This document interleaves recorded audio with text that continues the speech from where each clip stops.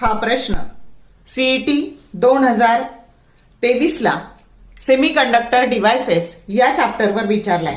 If the frequency of the input voltage is 50 hertz applied to a option A half wave rectifier and option B full wave rectifier, the output frequency in both the cases is respectively option A 50 hertz, 50 hertz, B 100 hertz, 100 hertz, C 50 hertz, 100 hertz and D 100 hertz, 50 hertz.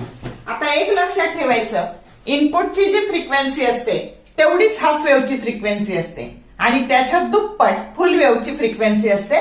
कारण half वेव्हला आपल्याला फक्त positive half सायकलला output मिळतं, पण फुल वेव्हला मात्र आपल्याला positive half सायकलला आणि निगेटिव्ह हाफ सायकलला दोन्हींनाही आउटपुट मिळतं. आणि म्हणून लक्षात ठेवायचं, इनपुटची फ्रिक्वेन्सी किंवा एसी सिग्नलची frequency that is exactly equal to half wave rectifier frequency, but full wave rectifier frequency that is equal to 2 times the input frequency किंवा एसी सिग्नलची फ्रिक्वेन्सी. आणि म्हणून मग आधी तुम्हाला हाफ वेव्हची विचारली आहे, मग फुलची विचारली आहे, दिलेली एसी सिग्नलची 50 आहे, मग 50 ला 50 हाफची जेवढीच्या तेवढी आणि त्याच्या दुप्पट ही फुल वेव्हची, म्हणजे करेक्ट ऑप्शन काय आला?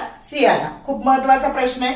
तुमच्या टेक्स्टबुक मध्ये 16.1चं जे न्यूमरिकल आहे त्यात पण हे दिलेलं आहे, म्हणजे हे तुम्हाला रेग्युलरला येऊ शकतं, सीईटीला येऊ शकतं. खूप सोपी कन्सेप्ट आहे, त्याच्यामुळे चांगली करा.